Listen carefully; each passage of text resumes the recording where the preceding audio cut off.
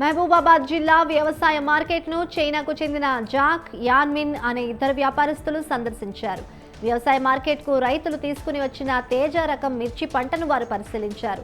China దేశంలో తేజ మిర్చి కన్నా ఘాటు తక్కువగా ఉండే మిర్చిని పండిస్తారని చైనా అతిథులు తెలిపారు. భారతదేశంలో పండే తేజ మిర్చిని చైనా దిగుమతి చేసుకుంటుందన్నారు. గత సంవత్సరం చైనా దిగుమతి చేసుకున్న తేజ రకం మిర్చిలో పెస్టిసైడ్స్ అవశేషాలు ఎక్కువగా ఉండటంతో సుమారు 100 కంటైనర్లు వెనుకకు పంపించేశారన్నారు. మార్కెట్కు తీసుకువచ్చే మిర్చిలో ఆకులు గింజలు లేకుండా శుభ్రం చేయాలని సూచించారు. మిర్చికి పెస్టిసైడ్స్ ఎక్కువ కొట్టవద్దని, ఆ విధంగా ఉంటే ఎక్కువగా చైనా దేశానికి ఎగుమతి అవుతుందని తెలిపారు.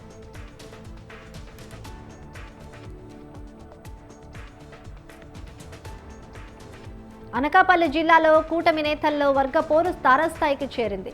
చోడవరం నియోజకవర్గ పరిధిలోని బుచ్చయ్యపేట మండలం వడ్డాదిలో state housing corporation chairman Battula Tatayyababu, TDP నేతలు మధ్య అంతర్గత కుమ్ములాటలు, విభేదాలు తారస్థాయికి చేరాయి. అభివృద్ధి కార్యక్రమాలకు మాకెందుకు ఆహ్వానం లేదంటూ ఒక వర్గం జరుగుతున్న రోడ్డు పనులు ఆపడంతో ఇరు వర్గాలు బాహాబాహికి సిద్ధమయ్యాయి. ఎన్ఆర్ఈజీఎస్ రోడ్డు నిర్మాణం సందర్భంగా వర్గ విభేదాలు బయటపడ్డాయి.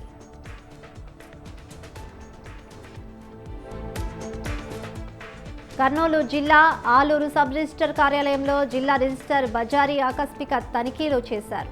కార్యాలయ రికార్డులను పరిశీలించి రిజిస్ట్రేషన్ ప్రక్రియలో ఎదురవుతున్న సమస్యలపై ఆరా తీశారు. ఈసీ రిజిస్ట్రేషన్ల కోసం ప్రభుత్వం నిర్ణయించిన ఛార్జీల కంటే అధికంగా వసూలు చేస్తే కఠిన చర్యలు తప్పవని హెచ్చరించారు. ప్రజలు రిజిస్ట్రేషన్ కోసం డైరెక్ట్గా సబ్ రిజిస్టర్ను కలవాలని, మధ్యవర్తులను కలవాల్సిన అవసరం లేదన్నారు. సబ్ రిజిస్టర్లో హెల్ప్ లైన్ డెస్క్ పెట్టాలని సబ్ రిజిస్టర్ను ఆదేశించారు.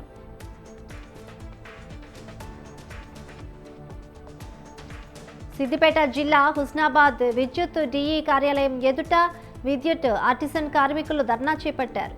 విద్యుత్ శాఖలో పనిచేస్తున్న సుమారు 19,000 మంది ఆర్టిసన్ కార్మికులకు రాష్ట్ర ప్రభుత్వం ఏపీఎస్ఈబీ సర్వీస్ రూల్స్ వర్తింపచేయాలని డిమాండ్ చేశారు. జేఎల్ఎం సబ్ ఇంజనీర్లు, జూనియర్ అసిస్టెంట్లుగా పదోన్నతి పొందే అవకాశం కల్పించాలని కూడా కోరారు. మిగిలిపోయిన కార్మికులకు జీవో నెంబర్ 11 ప్రకారం వేతనాలు చెల్లించాలని డిమాండ్ చేశారు.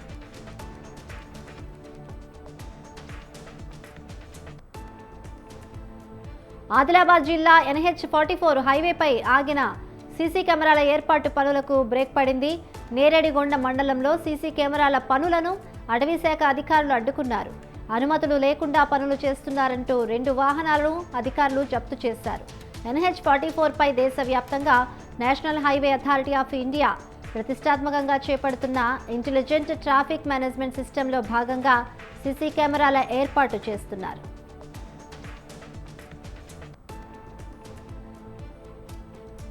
జయశంకర్ భూపాలపల్లి జిల్లా ప్రధాన ఆసుపత్రిని జిల్లా కలెక్టర్ రాహుల్ శర్మ సందర్శించారు. ఈ సందర్భంగా ఎంఆర్ఐ పరికరం, డయాలసిస్ కేంద్రం ఏర్పాటు పనులను ఆయన పరిశీలించారు. జిల్లా కేంద్రంలోని ప్రధాన ఆసుపత్రిలో ఎంఆర్ఐ యంత్రం ఏర్పాటు కోసం అవసరమైన విద్యుత్ సౌకర్యాల కల్పనలో జరుగుతున్న జాప్యంపై అసంతృప్తిని వ్యక్తం చేశారు.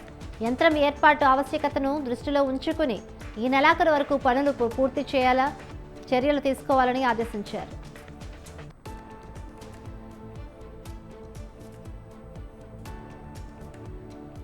విశాఖపట్నం జగదంబ జంక్షన్ వద్ద బస్సు బీభత్సం సృష్టించింది. టికెట్ కట్ చేయడానికి ఆపిన సమయంలో డ్రైవర్ కిందకు దిగాడు. దాంతో మధ్యమత్తులో ఉన్న వ్యక్తి స్టీరింగ్ ముందు కూర్చుని బస్ స్టార్ట్ చేశాడు. బస్సులో ప్రయాణికులు ఉండగానే నియంత్రణ లేకుండా దూసుకువెళ్లాడు. దాదాపు కిలోమీటర్ మేర అడ్డంగా వెళ్లి వాహనాలు, వస్తువులను ఢీకొట్టాడు. ఘటనలో ప్రయాణికులకు భయాందోళనకు గురయ్యారు. కొన్ని వాహనాలు దెబ్బతిన్నప్పటికీ పెద్దగా ప్రమాదం ఏమీ లేదు. ఇక సమాచారం అందుకున్న పోలీసులు వెంటనే ఘటనా స్థలానికి చేరుకున్నారు. మద్యం తాగిన వ్యక్తిని అదుపులోకి తీసుకున్నారు. డ్రైవర్, కండక్టర్లను పోలీసులు విచారణ చేస్తున్నారు.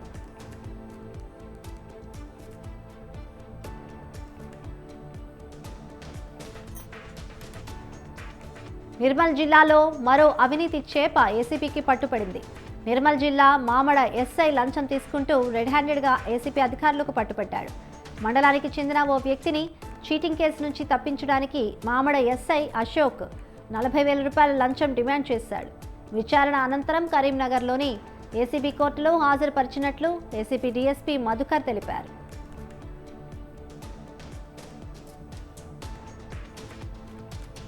బాపట్ల జిల్లా చీరాల రైల్వే స్టేషన్లో భారీగా గంజాయి పట్టుబడింది. పక్కా సమాచారం అందడంతో పూరీ తిరుపతి ఎక్స్ప్రెస్లో ఈగల్ టీం, రైల్వే పోలీసులు తనిఖీలు చేపట్టారు. పోలీసు జాగిలం ద్వారా కొన్ని బ్యాగులను గుర్తించారు. అనుమానిత బ్యాగులను పరిశీలించగా గంజాయి ఉన్నట్లు పోలీసులు గుర్తించారు. బ్యాగులతో ఉన్న 8 మంది అనుమానితులను అదుపులోకి తీసుకుని విచారణ చేస్తున్నారు.